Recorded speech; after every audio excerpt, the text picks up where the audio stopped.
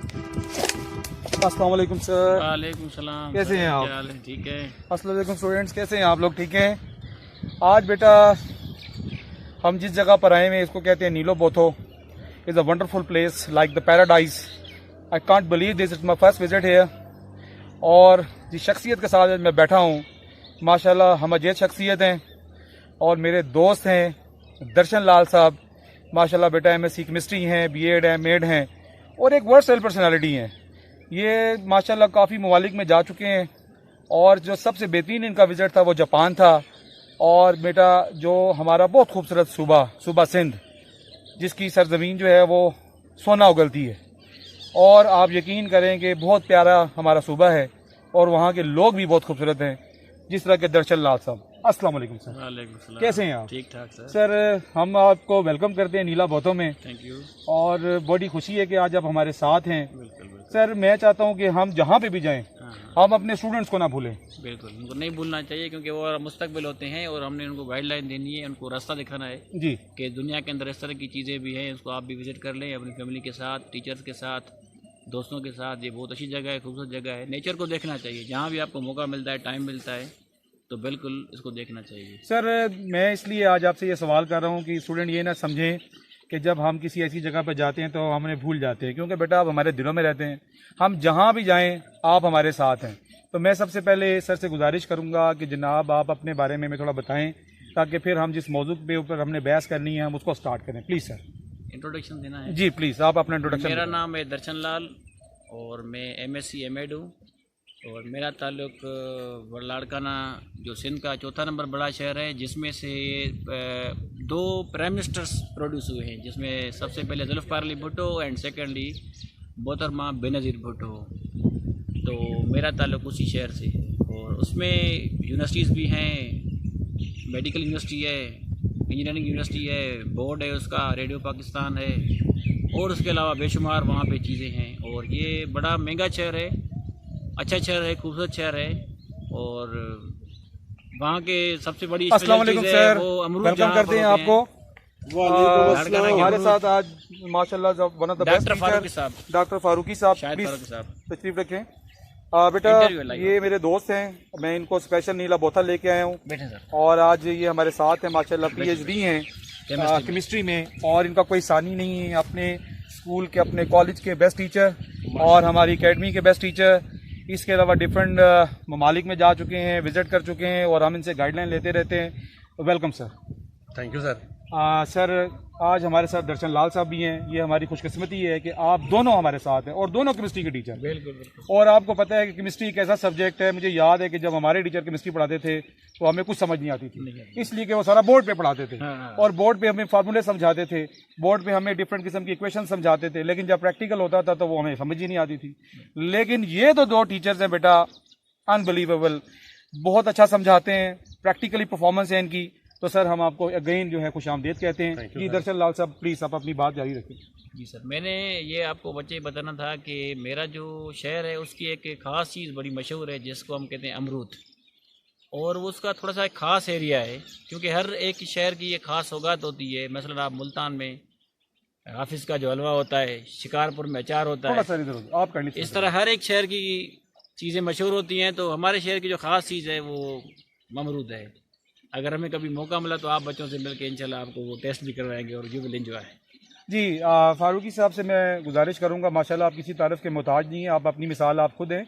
मैं चाहता हूं कि आप थोड़ा सा अपने बारे में बताएं ताकि बच्चे आपको सुनने चाहते हैं। मैं Islamabad model college for boys I-10-1 में असिस्टेंट प्रोफेसर के तौर पर खिदमत सर अंजाम देता हूं। माशाल्लाह। और मैंने अभी रिसेंटली ही PhD कंप्लीट की है जज़ाकल्लाह। और मेरी तकरीबन 20 के करीब पब्लिकेशंस हैं माशाल्लाह इंटरनेशनल जर्नल्स में। ज़बरदस्त।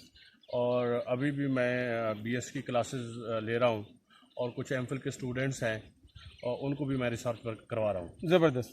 सर ये सारी कामयाबियाँ हम जानते हैं, दर्शन लाल साहब ने हमें आपके बारे में बताया हुआ है, जी। ये किसी से ढकी छुपी नहीं है। मैं चाहता हूं कि आप स्टूडेंट्स को कोई ऐसा फार्मूला बताएं कि जो केमिस्ट्री जैसा सब्जेक्ट है उनको एंजॉय करके पढ़ सकें। इसके बारे में आप बताएं। ना कि इसको ओवरबर्डन समझें। हाँ ये सवाल है। इसके लिए कोई डिफ़िकल्ट नहीं है, सिर्फ जो केमिस्ट्री की जो बेसिक्स हैं अगर वो क्लियर हो जाती हैं, उनके कॉन्सेप्ट्स आ जाते हैं, तो फिर मेरे ख्याल में केमिस्ट्री को अंडरस्टैंड करना मुश्किल नहीं है।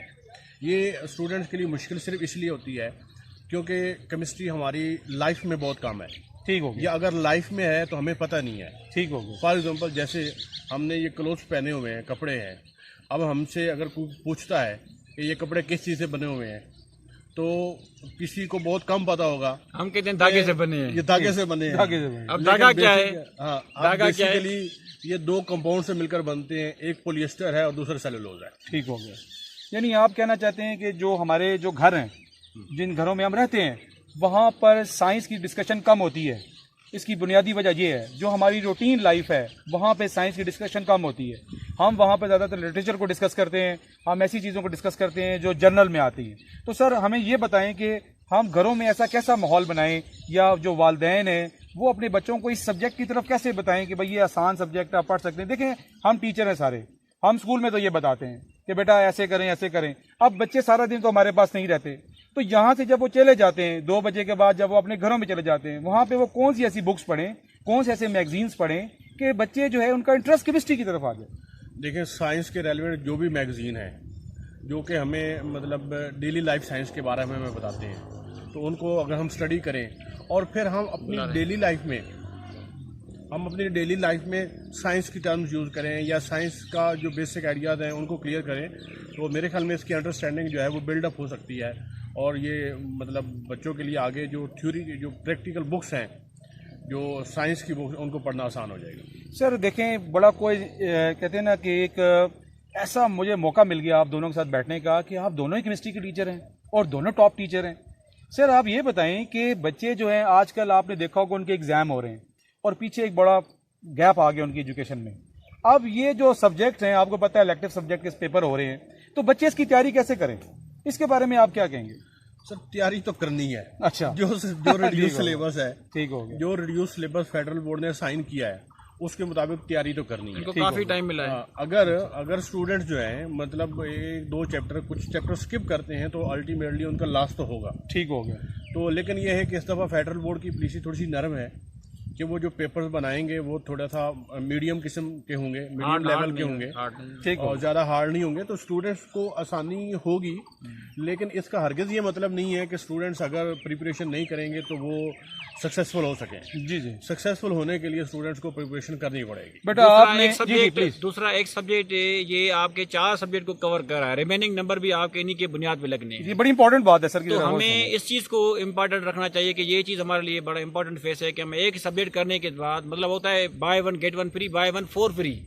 तो लिहाजा मेरे ख्याल में इसको फोकस करके टाइम दिया जाए तो मेरे ख्याल में बेहतरी हो सकती है। अच्छा सर, आप ये बताएं शायद साहब, क्योंकि हम आपसे बड़े इंप्रेस हैं, आपने माशाल्लाह अभी PhD किया और आपकी पब्लिकेशन माशाल्लाह 20+ हैं।